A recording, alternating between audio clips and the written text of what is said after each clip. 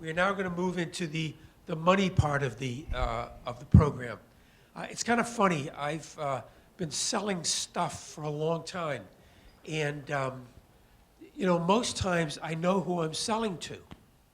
But we work in an industry that many of us don't get to meet the person who's actually buying our stuff. We get to meet the captains, the crew, their intermediaries, and so forth. But a lot of times, we really don't know who's paying those bills. I mean, we may know the name, we may know the company, the corporation, whatever. So it's kind of interesting. But we need to understand that customer, because obviously, as we've learned over the course of the last day, particularly yesterday with the Dale Carnegie session, we really need to listen and understand what our customer wants. Very hard to know what your customer wants unless you talk directly to them. And we just don't do that as a rule. Some of you do, basis of your businesses, but most of us, the supply products and services, don't. So we're going to get some insight into those people that really make it work. And I need to say this because it's something we need to continue to communicate to the popular press, to our legislators. Whenever we go to Washington, we don't talk about the wealthy owner. We talk about the wealthy owner in the context of the jobs that they're creating. And that's what's really important. We need the message we need to keep delivering. If the 1/10 of the 1% club weren't, you know, enjoying these boats, building them, and operating them, then we wouldn't have an industry. So they serve a very important purpose, and we need to understand what makes them tick. We need to understand how we can provide our products and services in a better way to make sure that we keep this industry healthy and growing. With that, I'm going to introduce Diane Byrne. Everyone knows Diane. The topic is Affluent Attraction. I like the alliteration. Engaging today's ultra-high net worth consumer.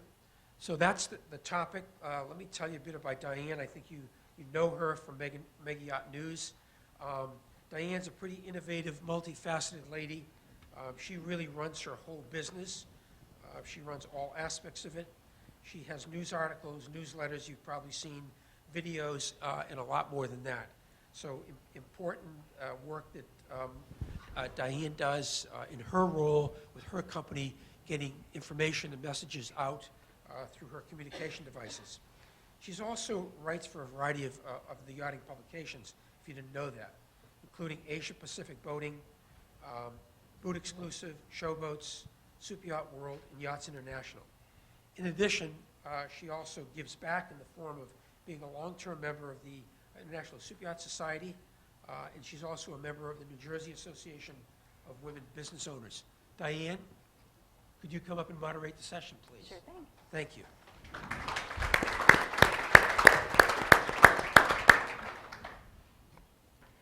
Thank you for that wonderful introduction, John. Well, hi, everybody. I hope you are well-fed and nicely awake for our session. It's going to be really good. I'd like to bring up our panelists. We have, in no particular order, we have Mike Dickman, who is an experienced marketer and strategist, plus the newly tapped senior manager, product lead at Miami Lakes Auto Mall. We have Don Niederbrum. Some of you may know Don. Some of you might also know Mike. Don is president of the advertising and marketing firm United Landmark Associates. And last but not least, we have Alan Randolph. Alan is senior vice president, Miami-Dade market manager at C1 Bank.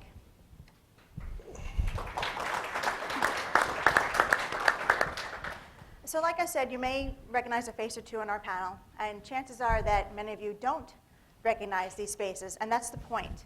The point today is to get you to think different, as Steve Jobs once said. You know, there's a lot of same old going on in this industry.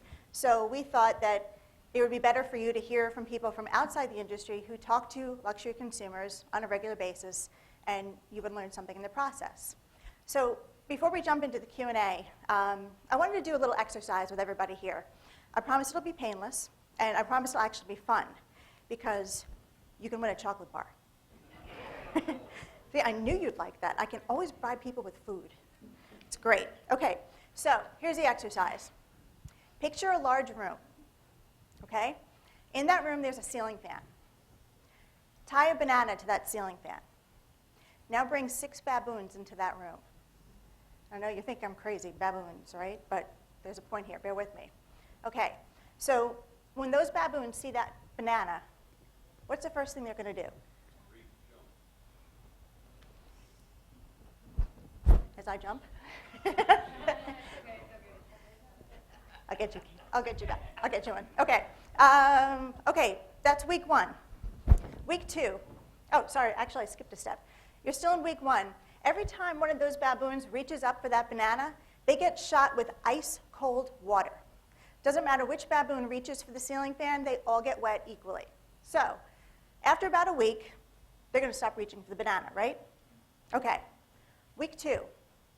Take one of those original baboons out of the room and introduce a new one. What's the first thing that newcomer is going to do? Okay, I don't have enough chocolate bars. Betty, you can get this one. Since I missed you before. Okay, great. Now, remember those original baboons. They know about the cold water. So they're going to do everything in their power to keep that new baboon from reaching for that banana, right? They'll beat him, hold him down, sit on him, you name it.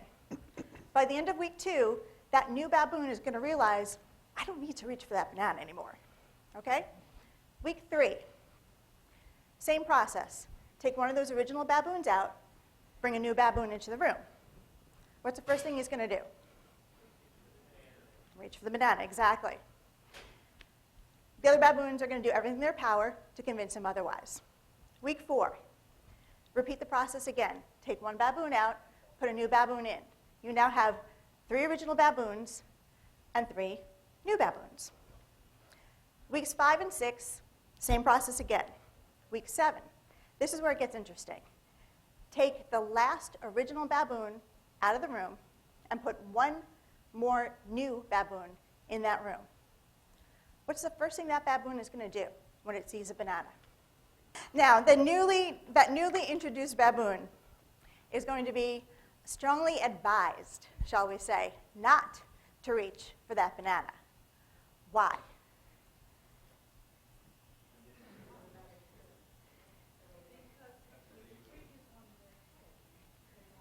It's the way we always do it. That's the answer. It's the way it's always been done. Most people, when they hear this story, they will answer, they all tell him not to reach for the banana because they're going to get wet. None of those baboons know about the water. Every original baboon is out of the room. The new baboons only know not to reach for the banana because that's what they were taught. So therein lies the big problem with our industry. There's a lot of the way things have always been done going on. And when you consider that there are, by some estimates, about 200,000 ultra-high net worth people worldwide, that's a lot of people that we are not reaching, a lot of messaging that's getting lost. So we're going to talk about messaging, brand strategies, co-hosting events, all techniques that have been applied in finance, in marketing, in the auto industry. All of our panelists have experience in these industries and more. So, Don, I want to start with you because I want to start with messaging and event strategies. These are 2 very big things in the yachting industry these days. For those of you who don't know Don, his client list includes several of the Ritz-Carlton residence properties. There are some high-end real estate developments and marinas. There are also private aviation firms and also some yachting companies. So Don, some of the companies, a lot of companies actually, are using the same marketing messages as their competitors. You know, we build the most bespoke yachts in the world. We have the best customer service. These are messages that are very similar to what we hear in our everyday lives in terms of customer service, in terms of quality. And I'm wondering if it's all not just noise to the consumer and people are tuning it out. Do you think so? And if that's the case, how do we get those messages of quality, customer service, et cetera, better conveyed? Thank you, everybody, for allowing us to be here. And you're right. There is, in the rebounding economy is we've had time in my career particularly to give some thought to things that we might not have taken the time or had the time to think of in the prior market run-up. And that's actually been a good thing. I may be one of the few people that actually has found positives in the market slowdown because it's allowed us and our clients to take the time to fine-tune our messaging, fine-tune our outreach, our branding, if you will, and be much more deliberate with our outreach and much more deliberate and with our spending, which is crucial. Everybody in the room is certainly keenly aware of the sensitivities to the discretionary nature of spending, particularly in marketing-related items. And yet, we've seen that the people and the clients, and not just our clients, but others that have taken the time to refine their messaging and refine their approach, they're seeing dividends paid substantially. Specific to your question about the sameness in things, one of the things that we look for and that I think you all should look for is the experience that your customer or your client has with your brand and has with your company and your products. Products and services in some cases. I'm sure in this room there's many people that are providing a service, not necessarily a product. So the best way, right, if we all were to suggest how do we cost effectively communicate what we do and how we do it, we would say word of mouth. If we could get those of you even in the room to talk about this seminar as a very positive and uplifting event and experience, that would telegraph out of this room for next year or for the next time you get together, and you would find that to be perhaps the most cost-effective way to grow your business for next time around. So what we try to do is have our clients look at their products and services and their messaging from the eyes of the consumer. What does the consumer really think about you, and what does the consumer support your notion of what you are? I'm sorry, this is a little winded. But if you do some sampling back with your consumer about the things that you think you are, I think everybody in the room would find that as much as 50% of what you think you are to your consumers, you're not. Okay? That's a pretty standard rule of thumb. And in some instances, particularly through this change in the market and change in thinking, if you're a yacht manufacturer, perhaps you rode the crest of we are the most elegant and we are the safest and perhaps the yacht of choice at a different time, but things change so rapidly in the consumer world today that I think you can find your position changing dramatically. So we go and advocate consumer research and do a ton of it on an ongoing basis and use that research to help shape our messaging and our direction. Mm-hmm. Okay. A minute ago you mentioned the phrase refining the message, and I think if there's any good thing you can say that came out of the recession, it's the realization that companies do need to refine their message. My concern, though, is that now that we are entering a recovery phase, some companies may say, "Oh, wow, okay, we survived that, and we don't need to refine the message anymore." I don't think the refining part is ever really done, though, is it? It's not, and you're right. What happens is the market changes faster than most companies or can respond to, quite frankly. Just about the time, particularly if there's long R&D involved, and if you're designing new yacht models or you're designing new products for yachts, what might be the right thing at the time that you conceive it, 2 years later or a year later, whenever that product may come to market, could be drastically changed. And the best example of that would be how many people in a room carry BlackBerries. Okay, that changed so fast that it put the largest company in that space virtually out of business and bankrupt before they could even figure out what hit them. And that's an example in a technology field, but I think we could all look around the room in things that we do every day. Ask the Olive Garden people today what happened in the last 2 years to their brand, and they would tell you, holy moly, we haven't figured it out yet, but everybody else has. Fast casual dining has taken over, and people don't want to sit down and dine like that anymore for those prices, and consequently they've lost an incredible amount of market share in business. And if you're the guys at Darden Restaurants in Orlando, you're reeling at the moment because you can't make the change fast enough. And in that example, changing your logo, which maybe you all saw recently in the news, is just not going to do it. Right.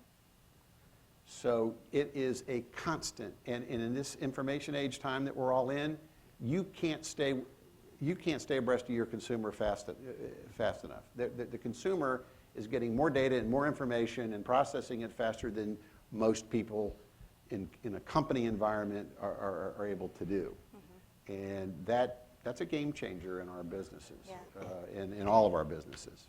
Yeah, good point, very good point. So let's move on to some emerging markets.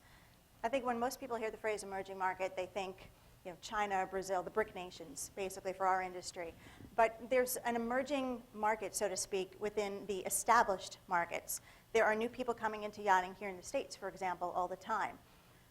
How should people position their messages for these very related but also very distinctly different emerging markets, the ones within the mature markets and the ones in the brand new to yachting markets? Is this another one for me? Yeah. Are you getting me? I'm doing. Well, look, everybody in the room that's ever had the pleasure of sitting down doing marketing plans would probably say, I have a primary market and I have a secondary market, and then I may even have a tertiary market. There are a lot of factors that go into obviously where my market is and what's driving my market, and economics are a big part of that. The health of an economy that you may be trying to reach in one part of the world, or it might be better than another. I think everybody in the room is, and you started with this, so I'll stay on this trend. If you're looking for a needle in a haystack, and while on one hand you say we're after 200,000 people, well, for those of us in the room, 200,000 people, while it sounds like a big number, is not a big number when we look around and say, well, wait a minute, based upon your current thinking, I've got to reach the Brazilians, and I have to reach the Canadians, and I have to reach the Asians, and I got to reach all these markets to find these 200,000 people. Well, that's very time-consuming, very difficult, very, very, very difficult. So I think while and by the way, I haven't talked about the B word here, but everybody has a budget, and you can prioritize things, and you can only do so many things. What I'd like to think is that if you're an established company, you're going to make sure that you've done everything for your current clients first. Back to our concept of referral-based business. None of us have as much money as we want to spend. Coca-Cola, as crazy as it may sound, does not have enough marketing budget as they want. If you sat in a Coca-Cola meeting in Atlanta with the executives that are in charge of marketing, they leave there and they just can't believe they only have $1.5 billion to spend domestically this year. I mean, it's unbelievable, but they've got a list of things they want to do longer than they can accomplish, and that's the same for all of us in the room. So we have to prioritize. We have to, I think, take our current customers and put them on the top of the list, make sure we've done everything we can do for them first, and then begin to seek those new adopters to our brands and hope that they're smart, because they are, and they're going to check us out. And in this world of social media, in this world of instant information, imagine running this hotel and having this seminar go bad, how fast that would be posted on TripAdvisor, and how fast that would be posted and blast it around the world, and this hotel manager would be reeling all night tonight, responding that the coffee was cold and the lights dimmed and the projector didn't work, and if that were to be the case. It's unbelievable. So by the way, that's happening to all of you each and every day with your brands and your services and your company as well. And if you don't really dive into that world and understand that world, then you're missing a lot too. So take care of those customers first, and then work on these secondary markets to the extent that your budget allows. Okay. And one last question for you before I move on to Mike You're and going to Alan. hospitalize me here. I promise this one will be painless Sorry. too. This is right up your alley. For those new customers, a lot of yachting companies are now finally turning on to the idea of event marketing. You know, co-branding with a car company or a private aviation company, even a design, high-end design firm. It sounds like a great strategy because they're all luxury companies, but there are mistakes being made along the way. So what are some of the mistakes that you see, and can you give some positive examples maybe from your own client base? Sure. Experiential marketing is a long, proven technique to get like-minded people together, and that's I think where, for some, it starts and stops. Oh, gee, let's get the Palm Beach motor cars people together with the Viking yacht people, or something along those lines. And we see it in the fashion industry. You'll bring a Michael Kors, a top designer, in, and Neiman Marcus goes to their lists and their shoppers and says, let's just invite them all, and everybody gets there. Well, what happens is people get into the party throwing mode rather than the sales event mode. And I would encourage anybody that does anything that has to do with this cross-selling or cross-promoting is to treat it as a sales event, not a party. Meaning that there are goals and objectives for each person that attends from your team. That you have a specific game plan for the overall objectives for that event, and that you finish that event by a follow-up sales meeting with a very clear understanding of goals, objectives, and follow-up. If you'll let me do this, I'm going to have Alan jump in, because we've done a lot of co-marketing events together, and Alan's bank is the bank of the Miami Heat and also the bank of the Tampa Bay Buccaneers. And they do some very innovative and creative things, and I think some of the lessons learned and some of the game planning that you guys do would be helpful for the folks to hear. Well, I think a lot of us, as we've all worked in prior employers, we seem to, the number one thing is to remind everyone that you're hosting and actually you're there to work versus you're attending the event and having fun and having drinks. So we make that very clear on the onset, before the event starts. But more importantly, we really track who's attending, what's the purpose, why are they there, investing in their time, their potential clients or their existing clients. I like to think that with my clients, I invest my time in their business, so I want to make sure that I can help them meet the people that they're looking to meet. Also, I keep it as a controlled environment. Last Thursday, we did an event with the Miami Heat. Alonzo Mourning came, one of the players came, one of the coaches came, and we had photographs, we had Bernie there. But also, we were very strategic on who came and why each of those individuals were there. And then at the end of the event, the next day, we sent out an email thanking everyone with people's contact information so they could contact each other. But also, there was conversation where I connected the people, all of this being very tracked and being very deliberate. And I think we do a great job in really keeping that focus on everything that we do. With each Heat game that we attend, there are 22 people that attend, no more than 4 employees, and we invite. And we send out an email that morning welcoming them to the Heat that night, and then the following morning they get a thank you for attending the game of the Heat versus the Rockets. And it was great seeing everyone, and we already have these branding pieces put together. But it's that constant reminding, that constant branding, but more importantly, really tracking those that attend, but also what came out of it. We have a post-event spreadsheet that we track with all of our clients, with the clients and the people that attend. That's your easy business. That's the people that are there. They're there for a reason. You've invited them. They wanted to attend. We do the same thing with the Bucks game. When the Bucks played the Dolphins, I coordinated that with one of the bankers in Tampa and mixed the groups between Tampa and Miami and made it interesting in that aspect. So, like we're talking here, it's about creating those unique experiences when it comes to yachting in this industry. Prior to the boat shows and after the boat shows, we'll invite people to the Heat Suite, but it's really to address specific conversation that we had during the show or prior to the show. And also, there are people who bought yachts. There are people who are looking at yachts. And then you might know they were looking at a certain brand, so you bring that person there. So it's all that very calculated moves that I think is important in today's marketing versus, like Don says, throwing a party. We all have choices in life. We all have choices in how we choose to spend our time.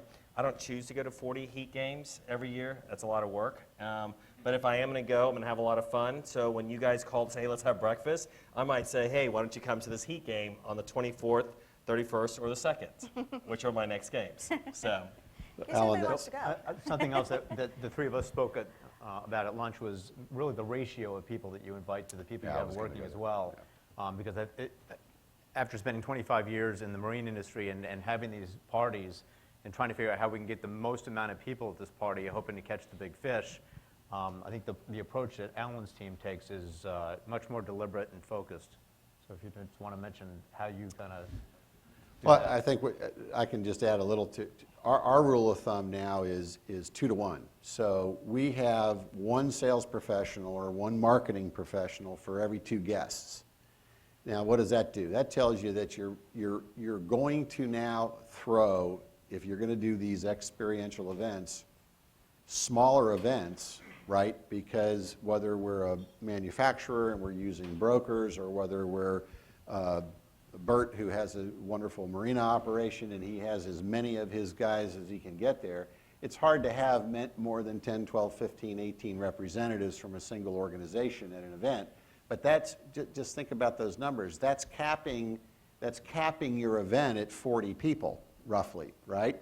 So rather than throw the big party, make it a sales-focused event, goals and objectives, takeaways for the people that are there, make the experience for the people that are there unique and different, not just, hey, we're going to pitch you while you're there about our wonderful marina destinations. Maybe it's educational, maybe it's informative about other products and services. And then also the follow-up that I think that Alan mentioned is key. You come away and you have a nice evening. Well, a week later, these people forget where they went and what they did. So if you don't have a strategy for good follow-up after that, then you've perhaps thrown a good party and spent $25,000, but you probably got very little from it. Did I answer your question? measure the ROI. Yeah, exactly. Yeah. Alan, I'd like to continue with you since you were talking about the involvement with the Heat and the Bucks. I want to get to that in a minute, but I first want to have you talk about C1 Bank, because not everybody here is from South Florida. So I think it might be helpful for people to understand what C1 Bank is all about, and especially the entrepreneurial angle. I wrote it down. Yeah, Trevor Built by Burgess, entrepreneurs. who's our CEO, he'll speak and he'll say, I'm really an entrepreneur for entrepreneurs as it relates to banking. How I am able to win my business is that I return the phone call the same day, I follow up, I execute quicker, high touch, high service. We all have choices in who we do business with. And also I think something that Don was talking about earlier is really understanding who you are and understanding what your brand is. I'm a larger community bank in the state of Florida. I do deposits to loans, I provide treasury management, online banking services, and that's it. I don't do investments, I don't sell insurance, I don't do all that other stuff. So when it comes to C1, we're very clear on what our message is, who we're focused on. The C1 is kind of a take on clients first, community first, always remembering that. Our approval process is quickly, it happens quickly. We have 26 offices on the west coast of Florida, from North Tampa down to Fort Myers. I was hired to basically get the South Florida market activated. We're going to have 5 offices here in the next 12 months. Our first office opened in Wynwood. Any of you that know what Wynwood is a local market here that was a blighted neighborhood 10 years ago. It's kind of like what the meatpacking district was in 1995, and now you go there and it's completely different. That's what Wynwood is. It's the world that's coming in to invest to really to transform this neighborhood. And we're the first bank there, and it's been super productive. Once again, that entrepreneur for entrepreneurs, and that's really our message. It's really what we're honing in on. Great, great. Let's get into the sports marketing that you do. The association with the Heat, the Bucks, and the Outback Bowl in particular. You could have aligned yourself with any number of very high-profile companies, but C1 went for sports marketing. What are the tangible benefits of kind of co-branding with sports teams? Well, the benefit, I mean, everyone loves sports, and everyone has their favorite sport. We also we have a great partnership with the Lightning as well in Tampa. And we really met with all the teams. When we opened up the Miami market, we met with the Dolphins, met with the Marlins, met with the Heat, and the Heat was really on point when it came to how we looked at business, how we execute business, and also understanding what we were expecting from them as relates to being a partner with them. And so, like I said, we have 22 people that attend each game in the suite, and we look at it as our living room. When you come to the American Airlines Arena, that's our living room. We entertain. It's drinks, dinner. It's full dinner, and we just see that as doing it a little differently. A lot of banks like to create partnership with chambers. We do belong to chambers, but a lot of people spend a lot of money with a lot of these organizations, but really can't tell you what they get from that involvement. And also, we're very clear on who we do partner with in the sense of the sports, but also with whatever not-for-profit charities in the local market. We're very clear on that as well, too. So. Very good, great. Now, you mentioned the Wynwood branch a minute ago. I don't know if anybody here has been in it, but if you go to Facebook, even just Google, and you type in the bank name in Wynwood, you're going to see some pretty amazing photos. There are Andy Warhols hanging on the wall. There are chandeliers. There are these meeting rooms that are like the best. Meeting pods that are meeting on pods. casters. Yeah, they're like little hip clubs all unto themselves. Crazy fuchsia-colored fabric on the wall and one, orange and another. It is completely not the image of a bank at all. And then there's the desk folds up and moves out of the way so you can have They're events. anchored into the floor. So once again, how do we differentiate ourselves? The old way of banking is you walk in, you go to a teller line, you cash a check. Well, I would say to most of you, probably many of you haven't been to a bank lately, and if you have, it's to resolve a problem for maybe fraud or something that happened in your account, but even that can be resolved with a 1-800 number. With us, we look at it as how do you create something different versus just the banking center. I can also open accounts with my iPad. If I have your driver's license, I can scan it. If you have a corporation, I can input it. It's all tied to SunBiz. I can have you sign the signature card with your finger. This is something that we do differently that you don't see in the market, which eventually will get there. But when it comes to us, you walk in, there are no teller lines. It's basically an event space, and we're able to move everything out of the way. And it's very movable. The walls move, the shelving units move, and all of this is conducive, once again. Normally branches aren't used for anything else. Well, we now can use it for hosting events for not-for-profits, for charities. We did a larger kitchen than normal. It's basically a production-sized kitchen that you can, when we had our opening, we hosted 700 people there. We'll have an event April 9th that'll have 150 people there for United Way, for the Emerging Leaders group. So we see that as another way and another take as to activating our space. And you talk about Andy Warhols and the Keith Harings. One of my clients is an art dealer and also has his own gallery. Well, we had a partnership with him. He said, if you don't mind you promoting my gallery, I'll provide you this $750,000 worth of Andy Warhols and the $1 million of Keith Haring. And so it creates conversation. It's different. If you think of the banks that you go to a lot lately, it's watercolors and dated pictures, and you really don't relate to it. And that's not what today's all about. Right. So that's how we do it a little differently. I like that. I thought it was very clever. Yeah. Again, on the topic of differentiating yourselves, when you take C1 on the surface, you provide small business loans, you provide large business loans. Any number of banks do the same thing. So again, how do you differentiate yourself? And what's the message for our group here? How can they differentiate themselves among a sea of companies that do the same thing? Well, I understand what I'm capable of doing. I also understand who my client is. A large loan I can execute as quickly. Well, a larger loan does take a little more time than so a $30 million loan versus a $100,000 loan. They do go through different processes, but how do I succeed at the business that I do? It's really just the execution, the follow-up, and really being very clear with the client as to what we're trying to accomplish and meeting the needs, and really listening to the client. I think that's another thing too, is that we're so busy telling the message versus stop, listen, and then execute based on what you heard. And I think that's something different that I would say to all of you, especially on the marketing side, is that to really listen to those clients. And also, we have certain clients that don't fit the bank. They're almost overqualified. You know, they're really a Deutsche JP Morgan client. They're not really a C1 bank client. So we're clear on that. And I also partner with larger banks. There's one significant global bank that's out there. The business that I do is not what they do. It's too small for them. So I look at it as I'll take the crumbs. I'll take the 10 million or less, and I'll take that business. And so that's a partnership, and we do joint events together now. We're talking about that where we're very clear on the clients that we speak to, especially in the yachting world when it comes to financing yachts.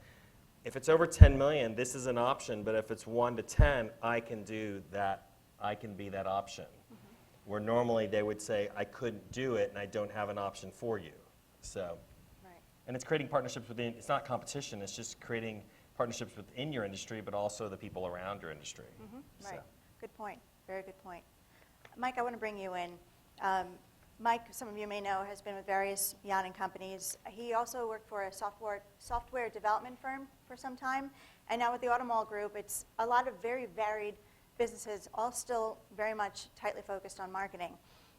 So Mike, as I talked to Don earlier, we were talking about the economic crisis, making some companies realize they had to refine the message. And they also needed to target new clients. The message, though, in some cases, has not changed for those new clients. And in other cases, companies are still kind of waiting. They're kind of holding back, thinking, well, it's not the right time yet. It's not a good time. Is there a common barrier there? In my mind, I think the common barrier is fear, and it's fear of trying something different, trying something that hasn't been proven yet.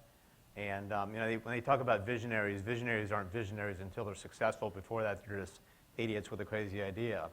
So a lot of people have some great ideas about how to market their product, but nobody's done it that way before. So they're afraid of failing. And some of the greatest successes come from many, many failures. So, my advice would be take the risk, see if it works, and if it doesn't, well, then you kind of scratch that one off the list and say that didn't work, and you go find the next great idea. But don't be afraid to, cross the street, try something different. I don't know if any of you saw the video that Mike Joyce put out I think it was this morning. I found it this morning. It's a little kind of in your face. He uses the reference, are you going to be one of those people that sits on Sunday Isle forever, the Sunday Isle by a boat? And, or are you going to get off your ass basically and come to the Palm Beach Boat Show and buy a boat? And that's kind of, that's in your face and can probably offend some people, but if you know Mike Joyce, he probably doesn't care. So, but I bet some people are going to see that and be like, okay, it's time to get off Sunday Isle. It's time to go buy that boat because, as Mike references, Memorial Day is right around the corner, and I don't want to be in the same boat because my neighbor's going to have a new one. So don't be afraid to step out there. Don't be afraid to try something differently. Things that you've done in the past may work, but they might not be working either because everybody else might be doing the same thing. Very true. If I can add one point there, and I'm just sitting here listening to you and thinking this through myself, I would say, and this is something I couldn't say in my career always, but I would tell you that right now, today, and maybe this is something we'd all say, oh yeah, that makes sense. The greatest success that I'm watching our clients and other companies have are the ones that have taken the biggest risks.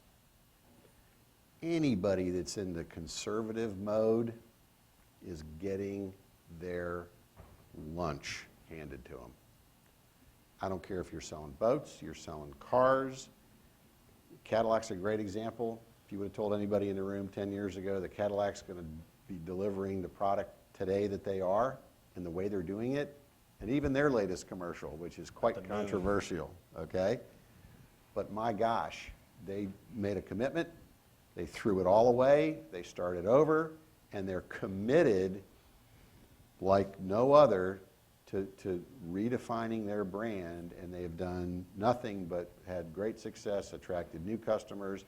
And what really kills me is when you see the 80-year-old guy in the Cadillac showroom buying the current model, you know they've hit it home. And those guys are back in that showroom and they're buying that car, and it's really interesting.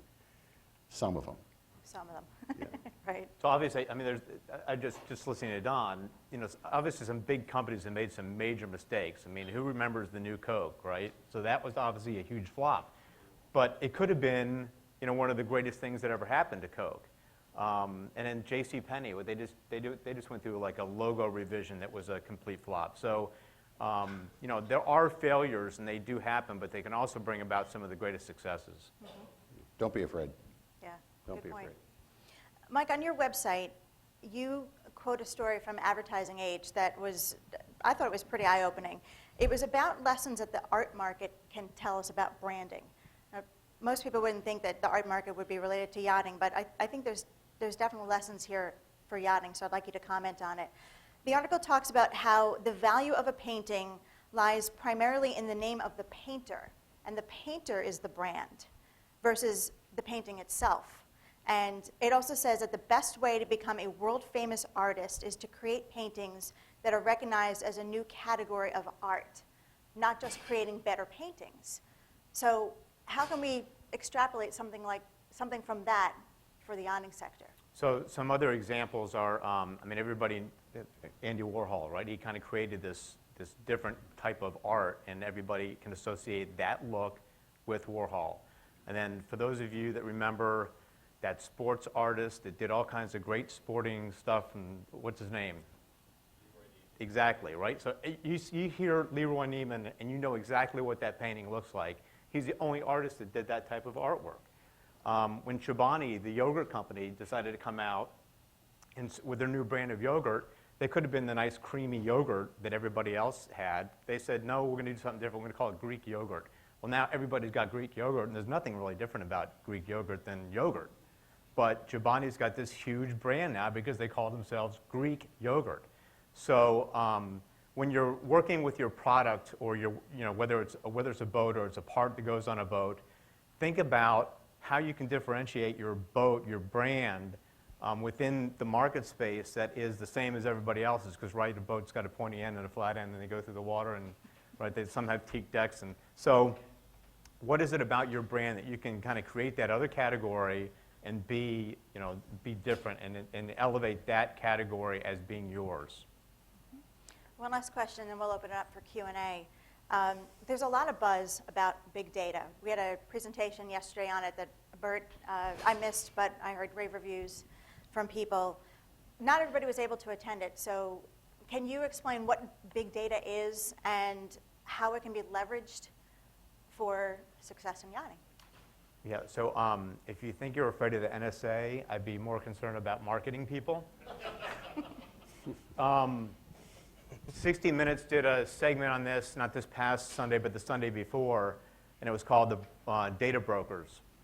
And if you get a chance, go to the 60 Minutes website, go back and watch it. It will open your eyes, and you'll never touch the internet again. Big data has been a business for a very long time. I've got some good friends that have sold so much data that they don't need to work ever again. And they're getting the data because people are playing on the internet. They don't even know that they're giving up so much information about themselves. There are literally profiles that these data brokers have on each and every one of you in here, regardless of what you think your privacy settings are. When you go to a shopping mall and you're driving through the parking lot and you see all these security cameras, probably more than half of them are tag readers. And they're scanning your license plate. And they take that DMV information and they cross-reference it with credit card information. They now know how many times a week you go to the mall, what store you go to, what you buy, how much you spend, and I mean, it goes on and on. So that data then becomes extrapolated, minced up a bunch of times, and then they go to not Burdines, they're not around anymore. See, that's what happened. They go to Neiman Marcus, You're and they saying sell- 2006. yeah, sorry, it's only 2006. So they sell that data, and they know, okay, we know that Mrs. Smith is in the mall 3 times a week, and she's going to Neiman Marcus, and she's spending $300 each visit, and these are the items she's buying. We can start direct marketing, very pinpoint marketing, to her for the things that she likes to buy, as opposed to doing the blanket direct mail stuff and everything else. They know exactly who their buyer is, what they're interested in, and what they're buying. So the lists aren't necessarily cheap, but your ROI is going to be much greater because you know exactly who your client is and what they're interested in. So as far as big data in the marine industry, everybody's always trying to get a name and a number when when the person comes into the booth. Let me get your name and number. Sure, I'm going to give up that information, or let me get a business card. But what you do with that data afterwards is really what is important. And everybody in this room, every business has a website, and there's things you can do with your website that track every click that a user makes on your website. And you know who every single user is because of their IP address. They don't know that you're tracking everything. They might, if you're sitting in this room, know, but you know who those people are, and you can target them. And Don can probably help you with that. Yeah, well, let's throw this out too.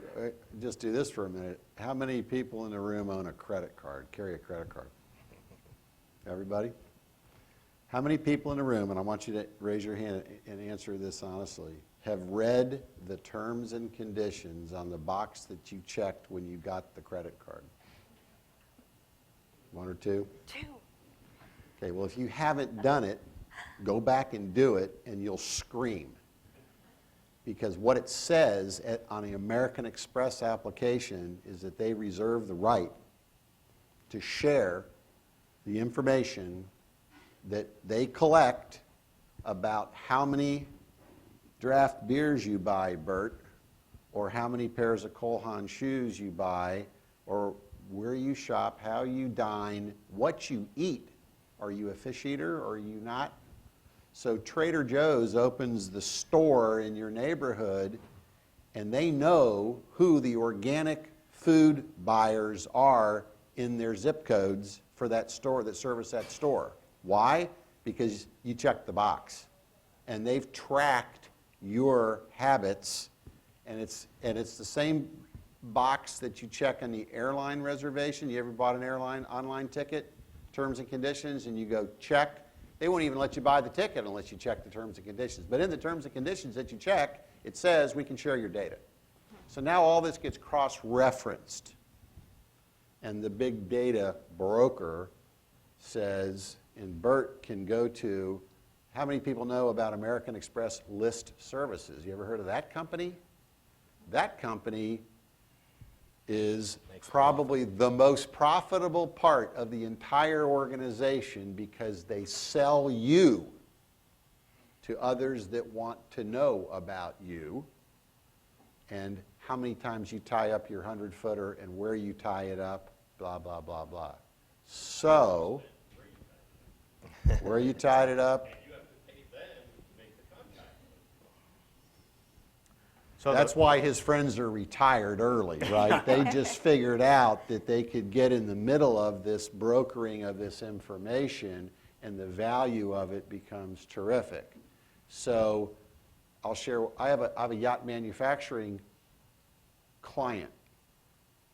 They spend the biggest part of their annual budget not going to the Miami and Fort Lauderdale boat shows, which they go to, not in paid advertising and AIM and Bonnier and all the other nice people that put out nice books, but on data mining. And why did they sell 50 boats at the Miami Boat Show? And somebody in the room will start figuring it out. It's because they know who their customer is, and they know how to find them, and they know what turns them on. So if you want to get in this game of marketing, you balance your party and your ad and your website build with data. And if you're not doing that, I urge you to run as fast as you can to learn more about that and how to use it and leverage it in your businesses. So one of the things that I'm working on at the car dealership now is a new build of a website that will hopefully revolutionize the way people buy automobiles. But ancillary to that is creating a data pool that we can sell, because car dealers have some of the greatest data on people because everybody fills out a credit app.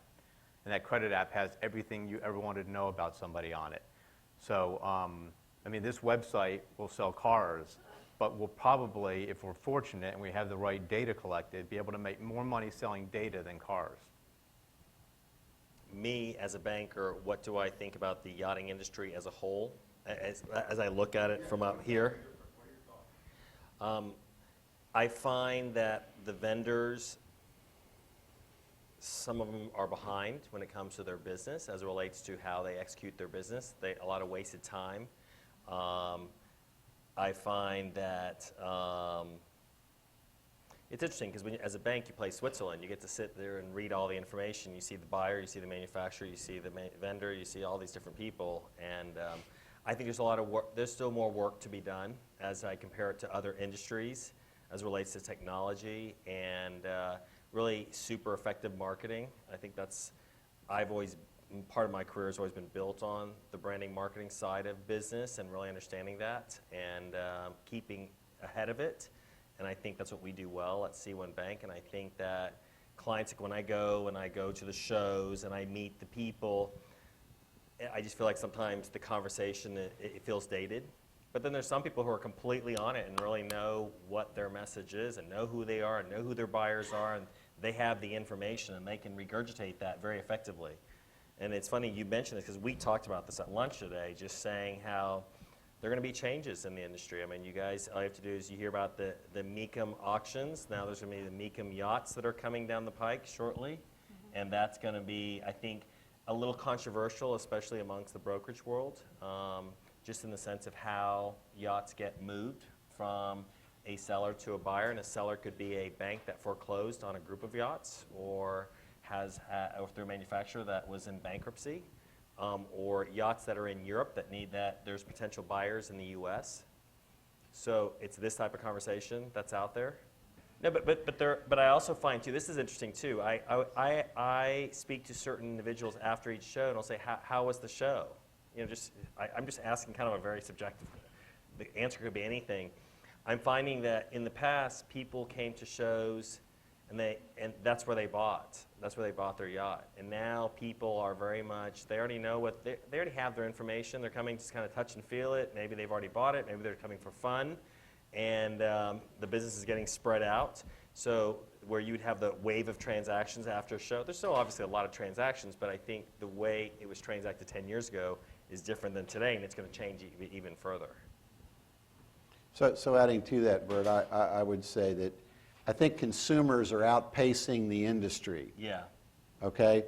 Consumers know more about what they're looking at than I think the people who represent what it is think maybe they even do in some instances, because as we were discussing, there is a sense that we see, that we get, that because of the instant information that people have access to, and because generally speaking, I would say most of the people in the yachting industry, certainly in the super yacht or mega yacht industry, however it's defined, that market's driven by a very smart group of people, very entrepreneurial typically, and very smart, very educated, and I think their time is more valuable than we all maybe give credit for sometimes, and I think they are ahead of us in terms of what they're looking for. Now, when they see it, they make decisions pretty quickly, but generally speaking, I think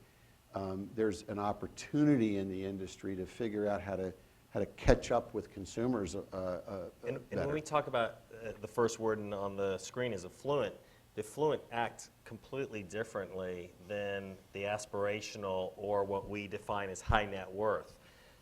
there are so many people and clients that I have now that are worth $100, $200, $300 million, and that's including their assets, their cash, but how they think, and they also have the infrastructure and the means to vet that information very quickly and to be educated, and the people they hire are super smart and know the person who hired them, what they're looking for. So they're staying ahead of you on the information. When I say ahead of you, people in general, as to knowing what they want and how they get there the fastest way to get to that means. And I find it interesting. It's sociology 101 when it comes to just the way people are buying, and you can see the differentiators as to how the 1/10 of 1% operates versus that top 3%. It's completely different. And that's a great point, too, that you asked us to talk about it at one point. You know, just because you own a Maserati doesn't mean you're at the top of anything, right? So if you're thinking you're doing an event or you want to do co-marketing with another company or something, I mean, you really, in your field in particular, you've got to find a needle in a haystack. And so think more about rifle shots than the shotgun approach. And I think where you were going Buckshot. a minute ago is boat shows are probably thought of by the consumer today much more as entertainment Yes. than and it's something to do because it's seen and be seen, and because, oh, by the way, the restaurants are good on Miami Beach, than they are really because, oh boy, we're going to go down there and make a deal. They have to leave the Ferretti party because they're hosting a dinner at Hakkasan in the Fontainebleau for 20 people at 9 o'clock. So I'm just, but this is the conversation. This is the way it is. Right. Yeah. So this industry is a lot like Bernines, right? So Hopefully not, because Bernines doesn't thankfully, exist there's anymore. the industry's starting to catch up. And but one of the other things to consider is there's so much digital marketing going on out there, and that digital marketing is being aimed right at the people that have the disposable income to buy the boats, but they also have the money to buy the extra car, the extra home, or the plane, or whatever it might be. And those other industries are already using that digital marketing to reach those people with that extra money. And they're getting them right in their pocket. And I don't mean the wallet, I mean their cell phone. The smartphone, they're using that to reach those people and target those people. And if this industry doesn't get to the point where it's marketing in the same way that the other industries are that are looking for that dollar, then the money's going to be spent on the plane or the extra home or the extra car because they won't even recognize that the opportunity for a boat is there. Yeah. I will. Also, I don't mean to cut you guys off, but I got a little Oh, you motion did. before, so. So he gets to say one more thing, and I'll say one more One thing. last quick. comment. We'll be like Don't political underestimate the youth, the young people coming out of school today. It's amazing what they know and how much information they have at their fingertips. I just hired a guy 6 months ago, and I'm kind of taking him under my wing. I'm going to make him a client manager. I thought I hired him in a different position, but he helps me to be so much more productive, so knowledgeable, brings ideas to me, and it's like we always hear about, never underestimate. It's like that generation behind you. They're always there ready to take your job, take your, all that sayings. Right. I just say really embrace that. You might be shocked what you hear, and you don't necessarily know it all. And you might be surprised what value they provide. So. Very good. Well, I would love to have more Q&A, but we do have another session, and I don't want to run us too late. So thank you, everybody, for coming. Can I say one more thing? We have 30 seconds. What? One more Kitty, thing. one more Kitty, thing. it's 30 okay. seconds, 30 I have seconds. to defer to Kitty. I want to end on a really positive Yeah. note because what Bert really asked for, I'm not sure we answered to him, and this is why maybe the three of us are here today. Wealth is being created around the world right now faster than any other time that's been measured, which means there's an opportunity for each and every one of you with your respective Everyone. companies and businesses that's been unprecedented. Go after it with a vengeance and go after it with all the tools and technology and young people that you can get your hands on because they get it and we don't. Thank you.